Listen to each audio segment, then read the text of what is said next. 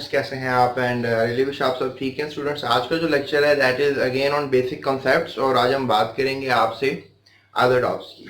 Other tops में जो है आज की काम जो हम देखेंगे, आज की स्टडी जो हम करेंगे that is basically the Dalton's work, और उसके बाद अदर टॉप्स की डेफिनेशन, और फिर कुछ मजीद थोड़ी सी तफसील, और अदर टॉप्स की डिफरेंट एग्जांपल्स, और relative abundance of other tops, यानी अदर टॉप्स जो हैं उनके कुछ ऐसे अदर टॉप्स हैं उनकी जो अबंडेंस है उनको लेकर हम बात करेंगे। अबंडेंस का मायने है कि कोई अदर टॉप कितना ज़्यादा पाया जाता है। तो वीडियो में आगे बढ़ने से पहले चैनल को सब्सक्राइब करें, इसके अलावा बेल आइकन को हिट करें ताकि जितनी भी जो नई वीडियोस आए आपको मिल जाएं।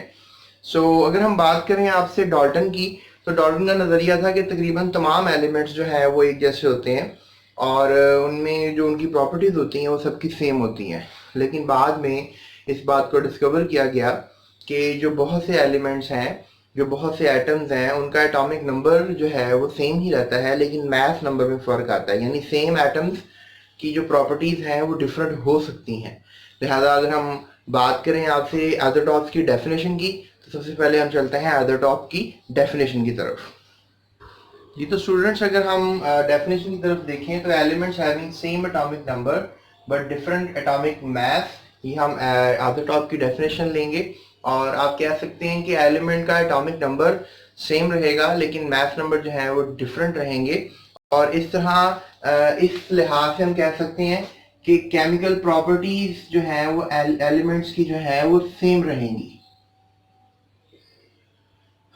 और तकरीबन सेम पोजीशन मिलेगी एलिमेंट को पीरियोडिक टेबल में। PT mean periodic table. तो अब आप कह सकते हो कि केमिकल प्रॉपर्टीज जो है वो सब एलिमेंट्स की सेम है। जैसे अगर हमारे पास हाइड्रोजन है और we have 3 types of hydrogen, यानी हाइड्रोजन के जो है वो 3 आइसोटॉप्स होते हैं, the first, the second and the third. इसका मास 1 होगा, इसका मास 2 होगा, और इसका मास 3 होगा। ये सब हाइड्रोजन है। ये भी केमिकली पानी ही बनाएगा, ये भी केमिकली पानी ही बनाएगा, ये भी केमिकली पानी बनाएगा। यानी जब ये एलिमेंट ये या ये ऑक्सीजन से मिलेंगे तो तीनों की केमिकल प्रॉपर्टीज जो है वो सेम रहेंगी, तीनों वाटर मॉलिक्यूल ही बनाएंगे। लेकिन तीनों वाटर मॉलिक्यूल का जो वेट है वो डिफरेंट होगा, ये आप देख सकते हैं।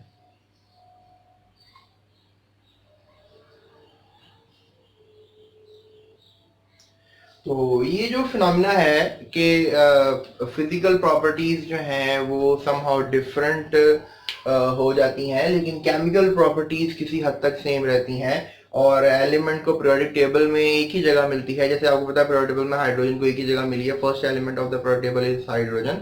तो इस फिनोमिना को सबसे पहले जो है वो सूडे नामी साइंसदान ने डिस्कवर किया था। तो ये भी पॉइंट टू पॉन्डर है कि आपने सूडे की इस बात को याद रखना है कि सबसे पहले ये बात सूडे ने जो है वो डिस्कवर की थी, राइट स्टूडेंट्स। अगर हम इस बात को थोड़ा सा और डिस्कस करें तो जो आइसोटॉप्स होते हैं, आइसोटॉप्स में आपने एक चीज जो है वो बड़ी मुनफरिद जो है आप देखेंगे कि इनमें जो प्रोटॉन नंबर है और जो इलेक्ट्रॉन नंबर है वो सेम होगा। यानी लेट्स से दैट कार्बन जो है, कार्बन के 3 आइसोटॉप्स होते हैं, कार्बन 12, कार्बन 13, कार्बन 14।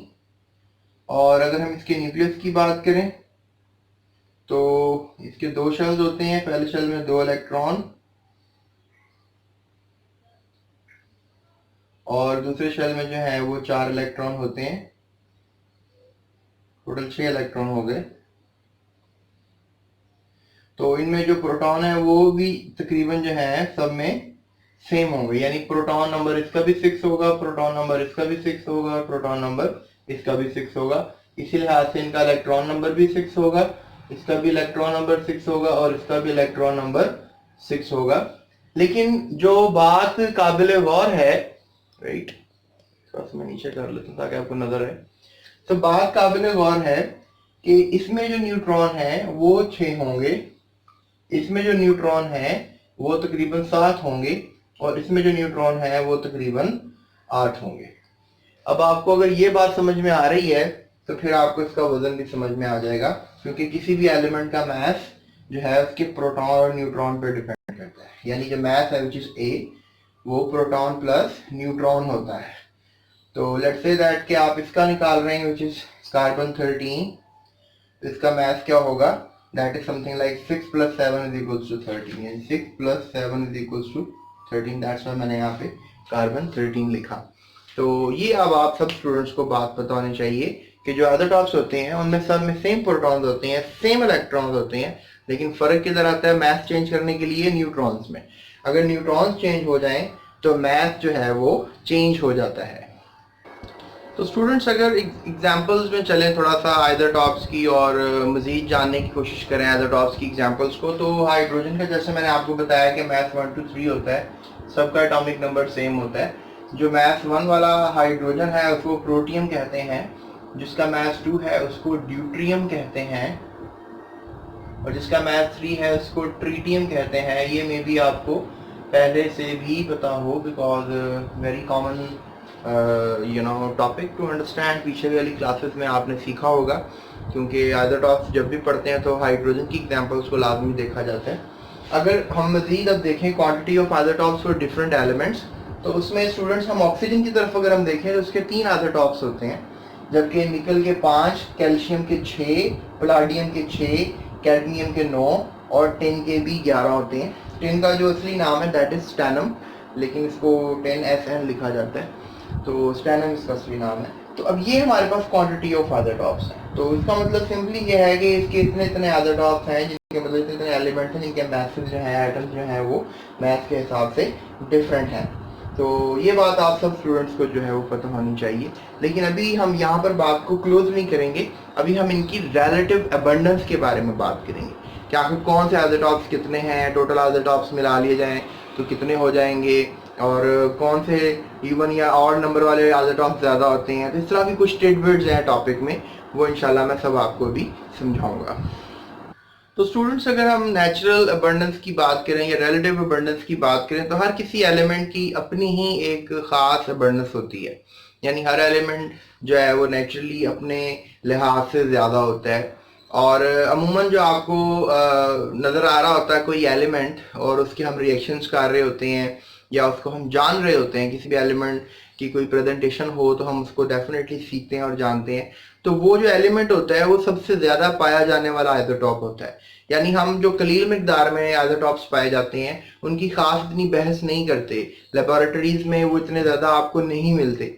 जो आपको मिलते हैं वो नेचुरली अबंडेंट होते हैं, यानी जिनकी मिकदार कुदरत में ज़्यादा होती है, हम उनको लेकर जो है वो स्टडी कर रहे होते हैं। तो लिहाजा अभी जो हम आपसे टॉपिक डिस्कस करेंगे उसमें हम तकरीबन तमाम आइसोटॉप्स को जो है वो काउंट करने की कोशिश करेंगे। और इसमें मैं आपको एक और चीज़ बताना चाहूँगा कि ये जो आइसोटॉप्स होते हैं ये कैसे पता लग गया है कि कितने ज़्यादा हैं, मतलब कितने ज़्यादा पाए जा रहे हैं। तो ये टेक्निक है स्टूडेंट्स जिसको हम मास स्पेक्ट्रोमेट्री कहते हैं, यानी मास स्पेक्ट्रोमेट्री की टेक्निक की मदद से हम ये जान पाते हैं कि किसी भी एलिमेंट के कितने आइसोटॉप्स हैं। अब मास स्पेक्ट्रोमेट्री भी एक इम्पॉर्टेंट टॉपिक हुआ, तो लिहाजा इसके बारे में हम अपने नेक्स्ट टॉपिक के अंदर डिस्कस करेंगे और जानेंगे कि मास स्पेक्ट्रोमेट्री से कैसे हम आइसोटॉप्स का पता लगा सकते हैं। लेकिन अभी जो बात हो रही है दैट इज रिलेटिव अबंडेंस, लिहाजा इस पर बात करते हैं।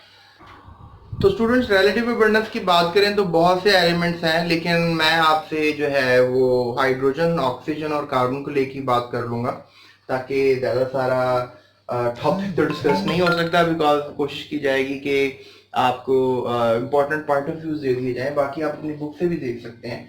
अगर एलिमेंट हाइड्रोजन की बात करें तो इसमें स्टूडेंट्स मैं आपको एक और चीज़ बताऊँ, अगर हमारे पास ये हाइड्रोजन का सिंबल है और यहाँ मैंने अगर कुछ लिखा है which is the right side, और टॉप राइट साइड है ये, और ये है बटम राइट साइड, ठीक है। तो ये है हमारे पास एटॉमिक नंबर और ये है हमारे पास एटॉमिक मास, और ये हमारे पास लेफ्ट साइड है। लेफ्ट साइड के टॉप पे याद रखिएगा एटॉमिक मास होता है और बॉटम में एटॉमिक नंबर होता है। जैसे एक एलिमेंट की और एग्जांपल मैं आपको कोड कर देता हूँ, जैसे 6 12 12 6। अब ये आपने याद रखना है, राइट साइड पे क्या लिखते हैं, कैसे लिखते हैं, और लेफ्ट साइड पे क्या लिखते हैं और कैसे लिखते हैं। अमूमन बच्चे कंफ्यूज रहते हैं ये एटॉमिक मास, एटॉमिक नंबर के चक्करों को लेकर, लेकिन ये चक्कर अब आपको चक्कर नहीं आने चाहिए, आपके चक्कर दूर हो जाने चाहिए जो मैंने आपको बताया, राइट। सो मैं इसको रेज कर दूं क्योंकि हम बात कुछ और कर रहे हैं। तो स्टूडेंट्स रिलेटिव अबंडेंस में हम एलिमेंट हमें लिखा हुआ नजर आ रहा है हाइड्रोजन है, और आइसोटॉप्स इसके दो फिलहाल लिखे हैं, तीसरा लिखा ही नहीं है। क्यों?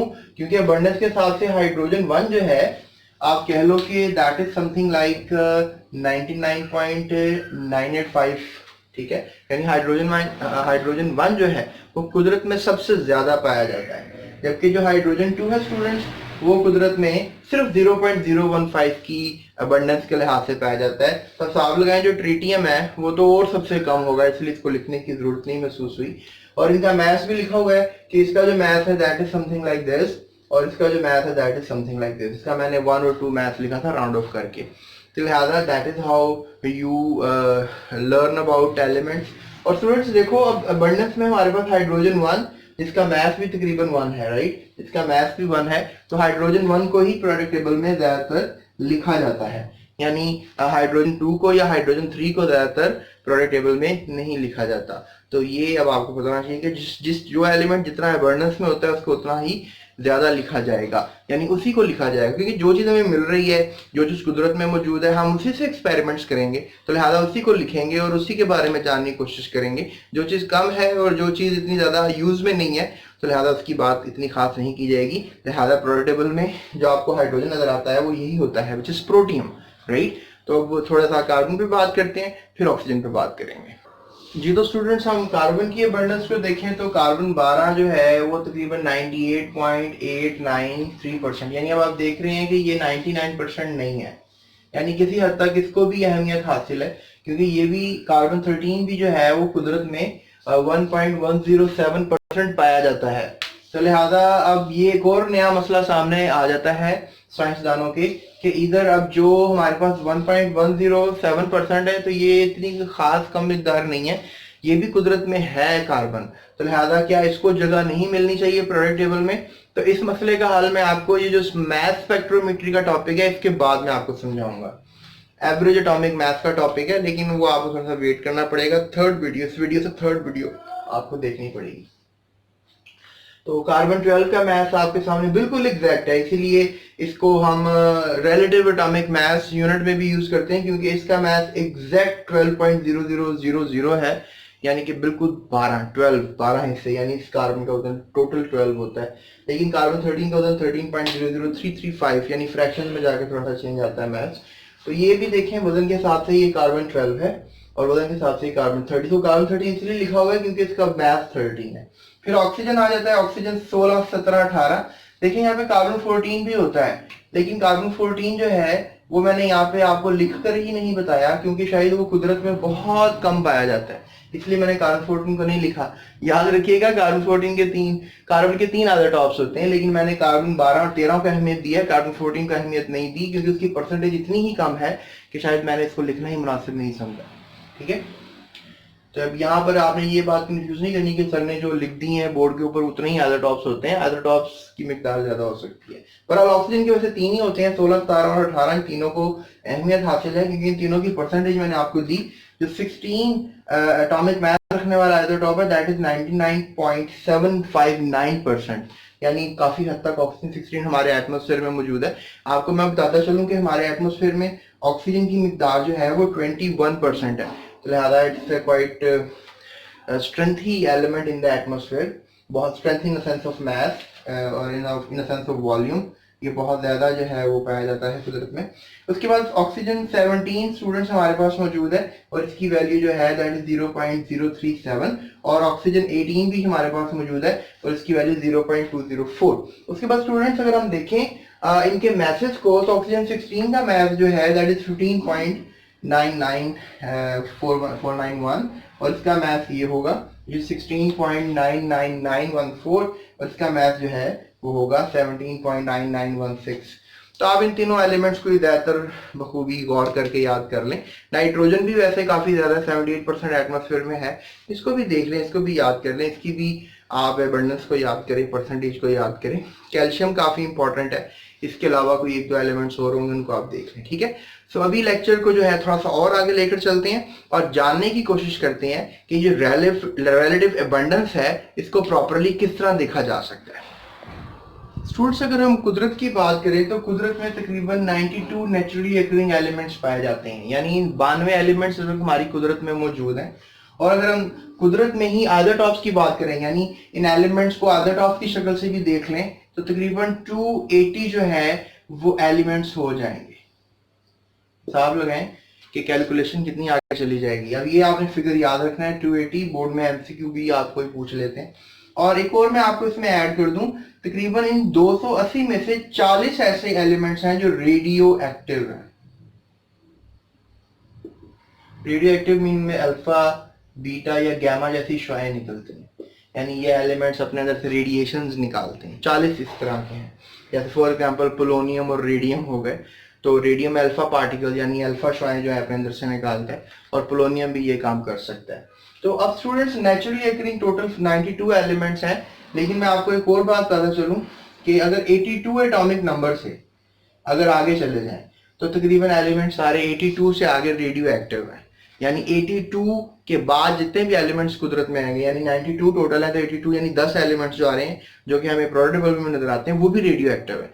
लेकिन आइसोटॉप्स में देखें तो टोटल मतलब हाइड्रोजन में प्रोटियम, ड्यूट्रियम और ट्रीटियम है, तो प्रोटियम और ड्यूट्रियम तो रेडियो एक्टिव नहीं है, लेकिन ट्रीटियम रेडियो एक्टिव है। अब आइसोटॉप रेडियो एक्टिव है, it's not the abundant element जो रेडियो एक्टिव है। आइसोटॉप रेडियो एक्टिव क्यों? क्योंकि उसका न्यूक्लियस काफी हैवी हो जाता है। जब एलिमेंट्स का न्यूक्लियस, एक और बात, जब एलिमेंट्स का न्यूक्लियस एक्स्ट्रा ऑर्डिनरी हैवी हो जाता है तो वो रेडियो एक्टिव हो जाते हैं, यानी उनमें से रेडिएशन निकलना शुरू हो जाती हैं। स्टूडेंट्स एक लफ्ज है आर्टिफिशियल डिसइंटीग्रेशन।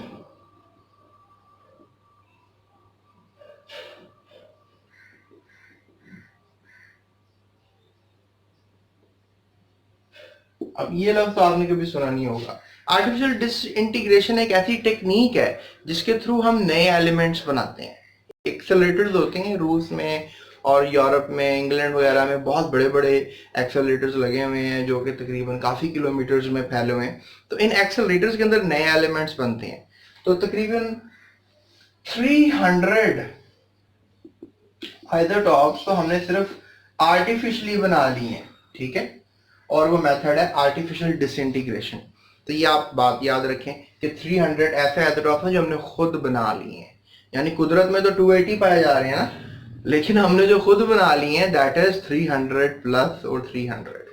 ये भी काफी इंटरेस्टिंग बात है। इसके अलावा कुछ आइसोटॉप्स होते हैं जिनके मतलब एक से ज्यादा आइसोटॉप्स होते ही नहीं है, जैसे लेट्स से आर्सेनिक, ठीक है, फ्लोरीन, आयोडीन, ठीक है, गोल्ड, सोडियम, इनके सिर्फ ओनली वन आइसोटॉप एग्जिस्ट करता है, ओनली वन आइसोटॉप ही एग्जिस्ट करता है। जिस तरह हाइड्रोजन के 3 है, ऑक्सीजन के भी 3 है, ठीक है, कार्बन के भी 3 है, ठीक है, क्लोरीन उसके 2 हैं। लेकिन ये एलिमेंट्स जो मैंने आपको बताए हैं लिस्ट में, ये इनके सिर्फ एक ही आइसोटॉप होता है, इनको मोनो आइसोटॉप्स कहा जाएगा। ये मोनो आइसोटॉप्स कहलाएंगे और इस मजहर को, इस फिनोमेना को मोनो आइसोटॉपी कहते हैं। तो लिहाजा ये आप सब स्टूडेंट्स को बात पता होनी चाहिए, राइट। अगर आप इसको याद रखेंगे तो आपके लिए जबरदस्त हो जाएगा, क्योंकि मोनो आइसोटॉप्स का शॉर्ट क्वेश्चन अमूमन बोर्ड में आता है। तो लिहाजा ये आपको पता होना चाहिए। स्टूडेंट्स आगे जरा बहुत इंटरेस्टिंग फैक्ट्स मैं आपको बताने वाला हूँ। अब ये फैक्ट्स काफी इंटरेस्टिंग है। कैसे इंटरेस्टिंग है ये आप देखेंगे। तो स्टूडेंट्स अब जो फैक्ट्स हैं वो ये हैं कि हमारे पास या तो किसी आइसोटॉप का एटॉमिक नंबर ऑड हो सकता है, ठीक है, या तो किसी हमारे पास आइसोटॉप का एटॉमिक नंबर इवन हो सकता है। तो जिनके ऑड एटॉमिक नंबर्स होते हैं ना, जैसे लेट्स से दैट हमारे पास 7 एटॉमिक नंबर है, ठीक है, 7 element of the product table is 6 carbon 7 nitrogen है, ठीक है। तो इसके तकरीबन 2 स्टेबल आइसोटॉप्स होंगे, बस इससे ज्यादा नहीं होंगे। यानी स्टेबल आइसोटॉप्स जिनका ऑड एटॉमिक नंबर होता है उनका स्टेबल आइसोटॉप की क्वांटिटी सिर्फ 2 है, यानी 2 आइसोटॉप्स उनके स्टेबल होंगे, इससे ज्यादा नहीं। और जिनका इवन एटॉमिक नंबर होता है, ठीक है, वो रिलेटिव अबंडेंस में पाए जाते हैं, यानी दे हैव मोर आइसोटॉप्स, ठीक है, अबंडेंट आइसोटॉप्स।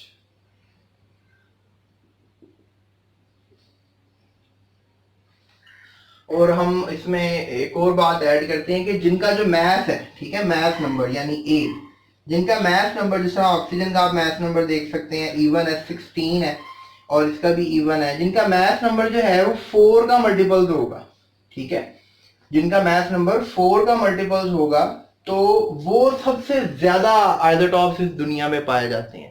तकरीबन हम इन्हीं आइसोटॉप्स की अगर हम बात कर लें जो कि 4 के मल्टीपल्स में ही आते हैं, तकरीबन ये जमीन में 50% तो सिर्फ यही पाए जाते हैं। ये एक बहुत बड़ा अमेजिंग फैक्ट मैं आपको बता रहा हूँ रिलेटेड आइसोटॉपी। स्टूडेंट्स, एक और चीज जो आपने याद रखनी है कि टोटल 280 आइसोटॉप्स हैं नेचर में, उसमें से 154 ऐसे आइसोटॉप्स हैं जिनका इवन ही एटॉमिक नंबर है और इवन ही एटॉमिक मास है। तो लिहाजा ये आप सब फैक्ट्स को जो है अपने जहन नशीं रख लें, क्योंकि ये बात मैंने काफी इंपॉर्टेंट आपसे की है। इसमें आपको जज किया जा सकता है, as an MCQ, as a short question answer पूछा जा सकता है आपसे, राइट। तो आई होप ये लेक्चर जो है आपको पसंद आया होगा। काफी इंटरेस्टिंग फैक्ट्स थे रिलेटिव अबंडेंस ऑफ आइसोटॉप्स को लेकर या एज अ टॉपिक को लेकर, जो शायद आपने आइसोटॉप्स का टॉपिक पढ़ा होगा, लेकिन जो शायद मैंने फैक्ट्स बताए हैं ये आपने पहले कभी पढ़े नहीं होंगे। तो अभी तक के लिए इतना ही। मजीद वीडियोस के लिए आप डिस्क्रिप्शन में अभी क्लिक करें, डिस्क्रिप्शन में मैंने आपको लिंक दिया है, उस लिंक के प्लेलिस्ट का लिंक है, बेसिकली सारी वीडियोस जो हैं आपको मिलेंगी। चैनल, मेरा यूट्यूब चैनल है, उसका भी मैं आपको लिंक दिया हुआ है नीचे, वहां पे आप क्लिक करें चैनल के लिंक पे और प्लेलिस्ट में जाएं। प्लेलिस्ट में जाकर आप कोई भी वीडियो किसी भी चैप्टर की देख सकते हैं और मजीद अपनी नॉलेज में इजाफा कर सकते हैं। इसके अलावा डिस्क्रिप्शन में मैंने आपको इस टॉपिक से related short question answers, long question अगर पॉसिबल हुए, और एमसीक्यूज ये मैंने आपको दिए हुए पीडीएफ की शक्ल में, तो आप वो भी देख सकते हैं। इससे क्या होगा, इससे आपके नॉलेज में इजाफा होगा, नोट्स की टेंशन होती है वो भी खत्म हो जाएगी। तो मेरी वीडियोस में आपको नोट्स भी मिलेंगे, राइट। So that's it. अपना बहुत ख्याल रखिएगा और दूसरों की मदद करते